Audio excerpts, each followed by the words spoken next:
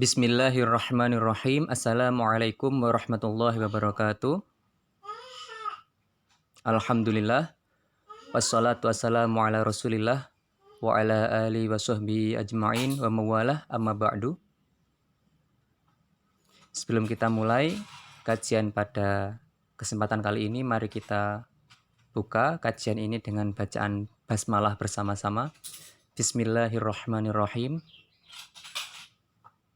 Dan kita doakan pula kepada penulis kitab Al-Hikam ini, Syekh Ibnu Athaillah As-Sakandari.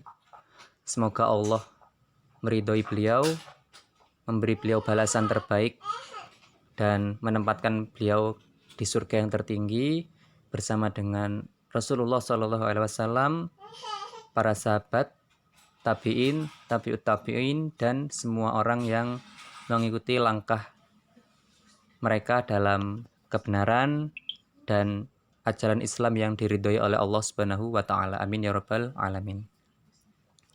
Dan kita doakan semua pada kita, semoga ilmu yang Allah berikan pada kita melalui kitab Al-Hikam ini bermanfaat bagi kita, baik di dunia dan akhirat. Dan semoga Allah mengumpulkan kita di surganya bersama dengan ampunan Allah dan rahmat, sehingga kita bisa berjumpa dengan Nabi Muhammad SAW, para sahabat, tabi'in, tabi'in dan tabi'ut tabi'in, serta seluruh umat muslim yang setia dalam ajaran Islam dan mengikuti langkah mereka dalam menegakkan ajaran Islam yang rahmatan lil alamin, yang merupakan rahmat atau kasih sayang bagi seluruh alam semesta. Baik, pada kesempatan kali ini kita akan membahas tentang hikmah yang kelima, al-hikmah al-khamisah, atau dalam cara baca yang sesuai dengan dobet atau harokat yang sesuai, yaitu al-hikmatu al-khamisatu, ya, berakhiran u semua, karena ini termasuk dalam bentuk marfu' atau berakhiran domah, ya. Marfu' itu berakhiran domah, sehingga kita membaca al-hikmatu al-khamisatu. Biasanya kalau mubtada atau awal kalimat, ya saya ulangi lagi, biasanya kalau mubtada atau awal kalimat itu diawali dengan huruf atau diakhiri dengan harokat dhammah atau marfu'. Itu untuk mubtada atau awal kata, ya. Baik, kita baca bersama-sama. Pasal kelima dari kitab Al-Hikam ini adalah ijtihaduka fima duminalaka wa taqsiruka fima tuliba minka dalilun ala intimasil basirati minka. Saya ulangi lagi. Ijtihaduka fima duminalaka wa taqsiruka fima tuliba minka dalilun ala intimasil basirati minka. Ijtihadun itu artinya perjuangan, usaha, kerja keras. Berakhiran ka, di sini ka ini domir yang menunjukkan kata ganti orang kedua atau kamu. Kata ganti orang pertama siapa? Saya. Kata ganti orang kedua kamu, kata ganti orang ketiga dia. Di sini kata ganti orang kedua atau mukhotob istilahnya. Ijtihaduka, ya, perjuanganmu. Fima, fi ini harfu jar. Harfu jar ini huruf yang mengakibatkan kata berikutnya menjadi majrur atau berakhiran kasroh secara umum. Fima, fi di dalam atau terhadap dalam penerjemahan bebasnya. Ma, apa-apa atau perkara atau hal yang dumina, Dumina ini bentuk pasif. Ya, artinya terjamin atau dijamin. Laka untukmu. La itu berasal dari kata li atau untuk. Lillah untuk Allah. Laka untukmu. Ya, laka, ka untukmu. Kata ganti orang kedua atau mukhotob. Laka untukmu. Ijtihaduka fi maldumina laka. Perjuanganmu untuk meraih sesuatu yang sudah dijaminkan untukmu. Wa taqsiruka. Taqsir itu berasal dari kata qaf, sha, shad dan ro. Qasir pendek. Atau sesuatu yang panjang dijadikan pendek. Itu namanya taqsir. Qassara yuqassiru. Taqsir memperpendek atau meremehkan. Mengesampingkan, ya. Dan peremehanmu wa taqsiruka fima terhadap hal-hal yang tuliba minka. Tuliba ini juga pasif, artinya diminta. Kalau tolaba itu meminta. Tolaba apa artinya? Meminta. Kalau tuliba diminta. Pasif, tuliba. Kenapa pasif? Buktinya setelahnya ada kata minka. Berarti diminta darimu. Sesuatu yang diminta darimu. Apa maksudnya? Kewajiban-kewajiban agama. Sesuatu yang diminta darimu. Maksudnya yang Allah minta terhadapmu. Apa yang Allah minta pada kita, maka itu adalah sesuatu yang diminta dari kita. Jadi Allah meminta sesuatu pada kita, berarti itu kan sesuatu yang diminta dari kita. Dari kita, atau dari engkau. Minka, dari engkau. Wa taqsiruka fi ma tuliba minka. Dan peremehanmu terhadap hal-hal yang diminta darimu. Itu adalah dalilun ala, atau tanda atau bukti atau petunjuk ala, bahwa biasanya diartikan di atasnya, tapi di sini diartikan bahwa tanda bahwa intimas redup al-basirah mata hati, bahwa mata hatimu telah redup. Intimasil basirah minka, darimu. Mata hati telah redup darimu. Atau cahaya mata hati telah redup darimu. Seakan-akan hati itu punya mata, dan seakan-akan mata hati itu punya cahaya. Nah, sehingga mata hati itu cahayanya terkadang redup. Jadi jika diterjemahkan secara bebas dari awal hingga akhir, perjuanganmu untuk meraih sesuatu yang sudah Allah jamin terhadapmu, dan di saat yang bersamaan kamu meremehkan apa yang Allah minta darimu,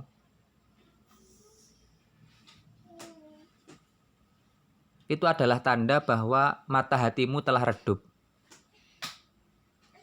Jadi kebanyakan manusia, dan ini tanda bahwa dia mata hatinya mulai redup, itu adalah dia berjuang meraih yang dia inginkan, tapi dia lupa dan meremehkan. Mungkin tahu dia, tapi meremehkan apa yang Allah minta darinya. Jadi dia diminta untuk taat pada Allah, tapi dia meremehkan.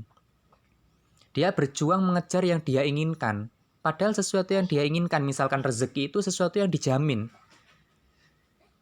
Dijamin oleh Allah. Orang yang kafir rezekinya tetap lancar. Orang yang taat rezekinya juga akan lancar.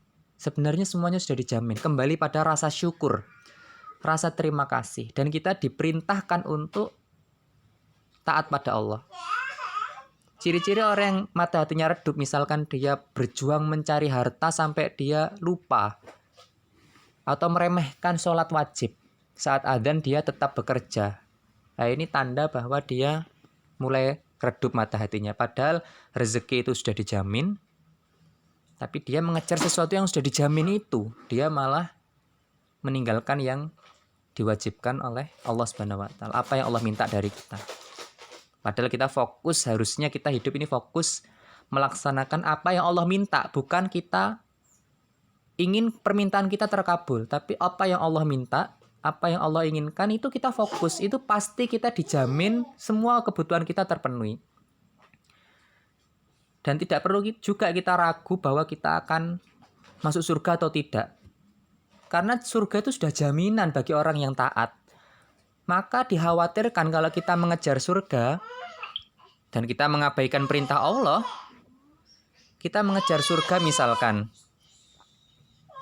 kita sholat wajib sunnah dan mengabaikan sekeliling kita, mengabaikan tetangga kita, mengabaikan keluarga kita misalkan.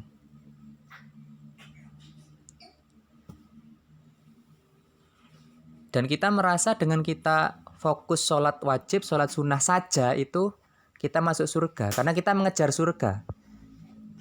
Ini tanda mata hati mulai redup. Meskipun ini dalam hal agama. Ya. Padahal ketika kita fokus untuk taat pada Allah, itu jaminannya sudah pasti surga. Jadi surga itu sesuatu yang sudah dijamin bagi orang yang taat pada Allah dan Rasul-Nya. Jadi kita tidak perlu memperjuangkan sesuatu yang dijamin itu. Yang perlu kita perjuangkan adalah apa yang Allah minta terhadap kita. Apa yang Allah inginkan terhadap kita. Seperti itu. Bahkan syahwat untuk ingin sampai pada Allah, wusul. Ingin dekat pada Allah sedekat-dekatnya. Ini cita-cita yang mulia. Tapi jika itu dibarengi dengan kita meremehkan sesuatu yang Allah minta, kita minta dekat dengan Allah. Kita ingin sampai pada Allah. Padahal Allah ingin kita masih melaksanakan proses dulu. Allah ingin kita menjalani proses dan tidak langsung sampai. Nah, kita ingin sampai. Nah, ini namanya syahwat. Kita ingin sampai pada Allah, kita ingin ma'rifat, mengenal Allah dengan sebenar-benarnya pengenalan, tapi Allah ingin kita masih berproses. Ini juga termasuk syahwat. Dan ini juga dibahas di pasal-pasal sebelumnya. Silakan dicek di video-video kami sebelumnya. Ini juga termasuk syahwat. Maka wusul yang sejati atau sampainya orang pada Allah itu adalah ketika dia taat pada Allah, tidak peduli jiwanya suka atau tidak. Saya ulangi lagi, dia taat pada Allah, tidak peduli jiwanya suka atau tidak. Bukan memilih-milih ibadah yang disukai jiwanya, disukai dirinya, disukai hatinya. Atau dia beribadah demi mencapai tujuan itu. Meskipun tujuannya itu dekat dengan Allah. Meskipun tujuannya itu surga. Meskipun tujuannya itu rezeki. Bukan tidak boleh. Tapi ketika dia kemudian meremehkan perintah Allah yang lain, padahal bisa jadi ridha Allah di perintah yang lain itu, karena dia fokus mengejar keinginannya, maka itu tanda mata hatinya telah redup. Contoh yang paling sering terjadi di masyarakat kita, semoga kita tidak termasuk di dalamnya, adalah sholat duha misalkan. Sholat duha ini bagus. Diniatkan agar rezekinya lancar juga tidak masalah. Karena kita diperintahkan untuk berdoa pada Allah dalam segala keadaan. Bahkan kita meminta solusi dari sandal yang putus kepada Allah itu juga sesuatu yang mulia. Tapi ketika dia kemudian meremehkan sholat wajib, karena dia merasa sholat wajib itu tidak mempengaruhi rezekinya, dan dia fokus pada sholat sunnah, maka itu tanda bahwa mata hatinya mulai redup. Seperti itu. Orang sholat tahajud, dia punya niat agar cerdas, boleh. Tapi ketika kemudian dia meremehkan sholat-sholat yang lain, ini juga tanda mata hatinya mulai redup. Apalagi orang yang mengabaikan yang wajib dan yang sunnah, dan dia mengamalkan amalan-amalan lain yang dia punya tujuan tersembunyi di dalamnya. Misalkan dia ingin kebal. Bukan tidak boleh kita meminta pada Allah sesuatu, bahkan meminta ingin kebal bukan tidak boleh. Bukan tidak boleh. Tapi caranya di sini yang perlu kita perhatikan, dan prosesnya. Apakah kemudian dia berdoa dengan sesuatu yang diridhoi Allah, dengan bacaan-bacaan yang diridhoi Allah dan diajarkan oleh Rasulullah SAW dan para sahabat, atau para ulama atau para wali Allah, atau dia menggunakan amalan-amalan yang itu bukan mendekatkan pada Allah tapi mendekatkan dia pada setan, sehingga muncul sifat sombong, takabur, ujub, bangga diri dan sebagainya. Ini bahaya. Bahkan seandainya pun amalannya itu diridhoi Allah, tapi kemudian kok dia meremehkan yang wajib dan yang sunnah, atau meremehkan syariat Allah, ini tanda-tanda bahwa mata hatinya telah redup. Ini bahaya. Ini bahaya. Maka kita hendaknya berprasangka buruk pada diri kita masing-masing. Apakah kita sholat ini karena Allah atau karena hal-hal lain yang bisa jadi itu adalah syahwat tersembunyi, keinginan kita. Bedakan antara keinginan kita dan keinginan Allah. Seringkali keinginan kita itu berbeda dengan keinginan Allah. Padahal ketika kita fokus menuruti Allah atau taat pada apa yang Allah tetapkan pada kita, kita akan mendapatkan apa yang telah Allah jamin. Sedangkan perjuangan kita untuk meraih apa yang sudah Allah jaminkan untuk kita, dan di saat yang bersamaan kita meremehkan apa yang diminta dari kita, itu adalah tanda mata hati kita mulai redup. Semoga Allah menjaga mata hati kita agar tetap bersinar terang, seterang mentari, seterang sang surya, sehingga kita bisa membedakan mana yang hak dan yang batil, mana yang petunjuk, mana yang sesat, mana yang cahaya, mana yang kegelapan, mana yang keadilan, mana yang kezoliman. Dan kita tetap berprasangka buruk pada nafsu kita sendiri, karena nafsu kita atau jiwa kita ini adalah la'ammarah bisu, fitrahnya adalah mengajak pada keburukan. Dan semoga kita senantiasa berprasangka baik pada siapapun, seakan-akan semua orang ini adalah wali Allah, seakan-akan semua orang ini adalah benar-benar digerakkan oleh Allah untuk memberi petunjuk pada kita. Walaupun mereka datang dengan keadaan yang kita sukai, maupun mereka datang dengan keadaan yang tidak kita sukai. Misalkan mereka memberikan nasihat, dan nasihat itu menyakiti kita, membuat hati kita sakit. Karena bisa jadi sesuatu yang pahit, ibaratnya kopi, itu nikmat di akhir. Atau bisa jadi sesuatu itu pahit seperti obat, tapi dia memberikan kesembuhan dan justru menyehatkan kita, karena memang yang kita butuhkan saat itu adalah yang pahit, bukan yang manis. Intinya seperti itu. Semoga Allah selalu meridhoi kita, semoga Allah selalu menjaga kita. Dan mari kita tutup kajian kita pada hari ini dengan bacaan doa kafaratul majlis. Subhanakallahumma bihamdika asyhadu an la ilaha illa anta astaghfiruka wa atubu ilaik. Semoga Allah mengampuni kita, semoga Allah merahmati kita, semoga Allah meridhoi kita, dan Allah menjaga kesehatan kita, menjaga rumah tangga kita. Yang belum punya pasangan, semoga Allah beri kemudahan untuk menemukan jodohnya. Yang belum punya keturunan, semoga Allah beri kemudahan untuk mendapatkan keturunan. Dan yang Allah masih uji dengan kesempitan, semoga Allah beri dia kemudahan, lancar rezekinya, lapang hartanya, sehingga dia bisa memberikan bantuan pada saudaranya yang lain, dan dia memberikan manfaat bagi masyarakat di sekitarnya. Amin ya rabbal alamin. Saya akhiri, terima kasih dari saya. Mohon maaf jika ada kekurangan, itu adalah dari saya pribadi selaku manusia yang banyak salah dan dosa. Jika ada yang benar atau baik, maka itu berasal dari Allah, dari Rasulullah SAW, dari orang-orang soleh, dan para guru kami yang telah mengajarkan pada kami kebaikan dan kebenaran yang ada dalam ajaran agama Islam ini. Terima kasih, semoga bermanfaat. Saya akhiri. Billahi fisabilil haq fastabiqul khairat. Wassalamualaikum warahmatullahi wabarakatuh.